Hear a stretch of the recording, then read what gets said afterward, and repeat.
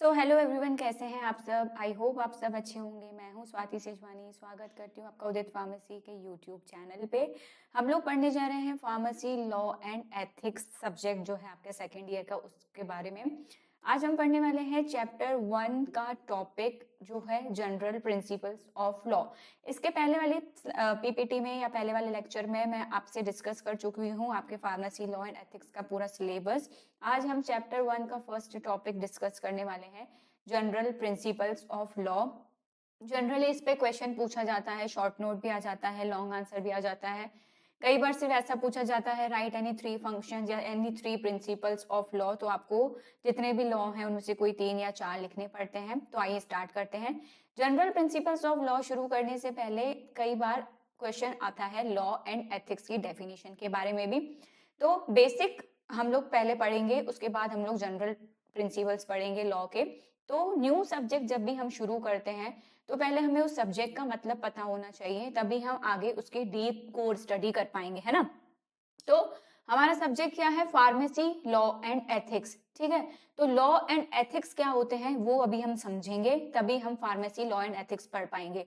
Law का मतलब होता है कोई भी रूल्स, ठीक है, कोई भी कानून। अब वो कानून तो सबके लिए हैं, जो कि कौन बनाता है? गवर्नमेंट बनाती है, ठीक है, और अथॉरिटीज बनाती है। लॉ क्या होता है? लॉ हमें बताता है कि कौन सी चीजें लोगों को करनी चाहिए और कौन सी चीजें लोगों को नहीं करनी चाहिए, ठीक है। क्यों बनाए जाते हैं लॉ? ताकि सोसाइटी में प्रॉपर बैलेंस बना रहे और जो भी सिटीजन्स हैं वो प्रोटेक्ट रहें। अगर कानून नहीं होगा तो क्या होगा? जिसके जो मन में आएगा वो करेगा, ठीक है। कानून है, इसलिए गवर्नमेंट ने क्या किया है, एक सेट बनाया है रूल्स का, ताकि आपकी सोसाइटी में बैलेंस बना रहे, लोगों को पता रहे कि उनको कौन सी चीज करनी है, कौन सी चीज नहीं करनी है, कौन सी चीज ऐसी है जो वो कानून के खिलाफ करेंगे तो उनको पेनल्टी लग सकती है, ठीक है। ये कहलाता है लॉ। एथिक्स क्या होते हैं? एथिक्स होते हैं आपकी नैतिकता, ठीक है। हिंदी में अगर मैं एथिक्स की बात करूं तो एथिक्स होते हैं नैतिकता। ऐसे प्रिंसिपल्स जो कि पर्सन को गाइड करते हैं या किसी सोसाइटी को गाइड करते हैं, ये समझाते हैं उन्हें कि सही क्या है और गलत क्या है, बुरा क्या है, अच्छा क्या है, ठीक है, न्याय क्या है, अन्याय क्या है।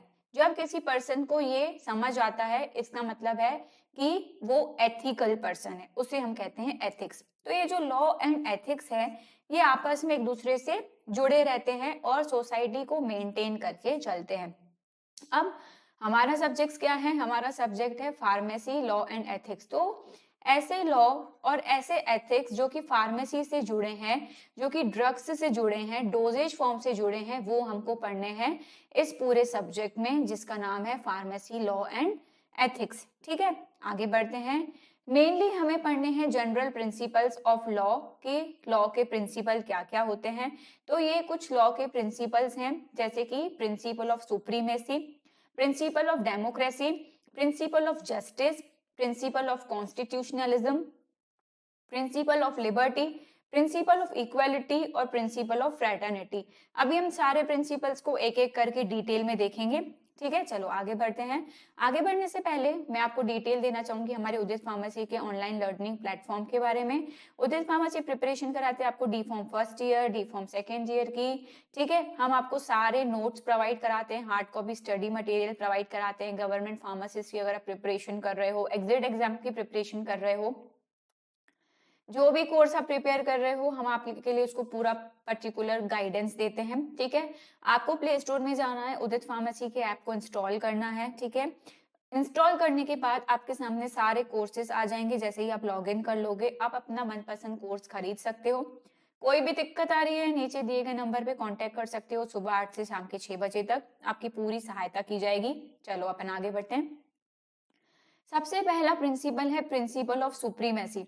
ये जो प्रिंसिपल ऑफ सुप्रीमेसी है, ये वर्ड आया है सुप्रीम से। सुप्रीम का मतलब क्या होता है? सबसे ऊपर, ठीक है। तो प्रिंसिपल ऑफ सुप्रीमेसी क्या होता है? हर इंसान, चाहे वो छोटा हो, चाहे वो बड़ा हो, चाहे वो अमीर हो, चाहे वो गरीब हो, हर इंसान जो है उसको कानून को ओबे करना पड़ेगा, फॉलो करना पड़ेगा, ठीक है। हर पर्सन जो है लॉ से जुड़ा हुआ है। कोई भी ऐसा पर्सन नहीं है जो कानून से ऊपर है, ठीक है। और हर पर्सन जो है उसको इक्वली ट्रीट किया जाएगा, समानता से ट्रीट किया जाएगा, ठीक है। अब ये जो रूल्स होते हैं, ये जो लॉज होते हैं, ये सब पर लागू होते हैं, उन पर भी जो ये लॉ बनाते हैं, ठीक है। लॉ कौन बनाता है? गवर्नमेंट बनाती है, हायर अथॉरिटीज बनाती हैं। तो लॉ जो है सब पर अप्लाई होता है, चाहे कोई छोटा हो, बड़ा हो, अमीर हो, गरीब हो, ठीक है। लॉ सबके लिए इक्वल है, उन लोगों के लिए भी जिन्होंने लॉज को बनाया है, ठीक। नेक्स्ट आता है principle of democracy. Principle of democracy में आता है इंडिविजुअल्स जो हैं उनका फ्रीडम, ठीक है, उनको हर तरह से आजादी, ठीक है, अपना हक चुनने की आजादी। ये क्या करता है? इंडिविजुअल्स को पूरा राइट देता है कि वो अपने पर्सनल डिसीजंस, अपने पर्सनल चॉइसेस को खुद चूज कर सकते हैं। उसे कहा जाता है प्रिंसिपल ऑफ डेमोक्रेसी। मतलब आप पे कोई शासन नहीं चला सकता, आपको कोई प्रेशराइज नहीं कर सकता कि नहीं तुम्हें अपनी पर्सनल डिसीजन को चेंज करना ही। जैसे हमें कभी करियर चूज करना होता है अपनी लाइफ में, तो हम वही करियर चूज करते हैं जिसमें हमें इंटरेस्ट होता है, ठीक है, जिसमें हमें लगता है कि हम आगे बढ़ पाएंगे। तो वो क्या है? हमारा पर्सनल डिसीजन है। वो किसमें आ गया? आपका प्रिंसिपल ऑफ डेमोक्रेसी में, ठीक है। फिर आता है आपका principle of justice. Principle of justice जो है दो रोल प्ले करता है, एक होता है डिस्ट्रीब्यूटिव और एक होता है करेक्टिव। डिस्ट्रीब्यूटिव जस्टिस क्या होता है? इसमें प्रॉपर डिस्ट्रीब्यूशन होता है आपके एडवांटेजेस का, अपॉर्चुनिटीज का, बेनिफिट्स का। मतलब पर्सन के पास क्या क्या एडवांटेजेस हैं, क्या क्या अपॉर्चुनिटीज हैं, क्या क्या बेनिफिट्स हैं, ये सब किस में आता है? डिस्ट्रीब्यूटिव जस्टिस में आता है। करेक्टिव जस्टिस में क्या आता है कि ये पता, करेक्टिव जस्टिस में आता है कि अगर किसी पर्सन ने कुछ गलत किया है, ठीक है, तो उसको उसकी भरपाई तो करनी ही पड़ेगी, ठीक है। अगर किसी पर्सन ने कोई लॉ तोड़ा है, ठीक है, कुछ गलत चीज की है, ठीक है, कुछ भी रॉन्ग अगर उसने किया है, तो उसको उसकी भरपाई करनी पड़ेगी। ये आता है आपका करेक्टिव जस्टिस में। मतलब अगर आपने अन्याय किया है तो आपको उसके लिए न्याय के लिए भरपाई करनी पड़ेगी, ठीक। उसके बाद आगे बढ़ते हैं। नेक्स्ट आता है आपका प्रिंसिपल ऑफ कॉन्स्टिट्यूशनलिज्म, ठीक है। जो भी कानून बनते हैं वो वो इंडिया के कॉन्स्टिट्यूशन के हिसाब से बनते हैं, ठीक है। जो भी कानून बनते हैं वो इंडिया के संविधान, कॉन्स्टिट्यूशन के हिसाब से बनते हैं, और उसी के हिसाब से आगे कोई भी एग्जीक्यूटिव एक्शन लिया जाता है। जब भी कानून बनाए जाते हैं तो पहले ही डिसाइड कर लिया जाता है कि अगर ये कानून बना है और किसी ने इसको ब्रेक किया तो उसके खिलाफ क्या एक्शन लिया जाएगा। ये आता है आपका प्रिंसिपल ऑफ कॉन्स्टिट्यूशनलिज्म में। फिर आता है आपका प्रिंसिपल ऑफ लिबर्टी। लिबर्टी का मतलब होता है आजादी, ठीक है। प्रिंसिपल ऑफ लिबर्टी में आता है कि जो भी आपके पर्सनल अचीवमेंट्स हैं, जिस भी चीज को आपने पर्सनली पाया है, ठीक है, उसके लिए आप पूरी तरह से, आपको फ्रीडम है, ठीक है। आपके पर्सनल अचीवमेंट्स में कोई भी इंटरफेरेंस नहीं कर सकता, कोई भी दखल अंदाजी नहीं कर सकता। उसे कहा जाता है प्रिंसिपल ऑफ लिबर्टी। मतलब आपको हर एक चीज के लिए फ्रीडम है, आपकी पर्सनल थिंग्स के लिए, उसमें आपका कोई भी इंटरफेरेंस नहीं कर सकता, कोई भी दखल अंदाजी नहीं कर सकता। फिर आता है आपका principle of equality. Principle of equality में क्या होता है कि जो भी लोग हैं, जितने भी लोग हैं, वो सब क्या है? इक्वल है, ठीक है। किसी में कोई भी डिस्क्रिमिनेशन नहीं है। डिस्क्रिमिनेशन मतलब भेदभाव।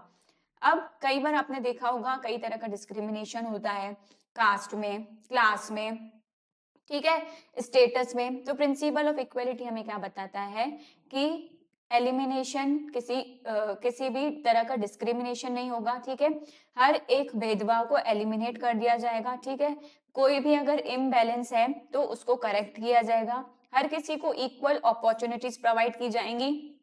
जितने भी बेनिफिट्स, जितने भी एक्सेस हैं किसी के लिए, सबको बराबरी से दी जाएंगे, चाहे वो लड़की हो, चाहे वो लड़का हो, ठीक है, चाहे वो अपर क्लास का हो, चाहे वो लोअर क्लास का हो, किसी में कोई भेदभाव नहीं किया जाएगा, हर एक को इक्वली ट्रीट किया जाएगा। ये कहलाता है प्रिंसिपल ऑफ इक्वलिटी, जिसमें किसी भी तरह का कोई भी डिस्क्रिमिनेशन ना हो।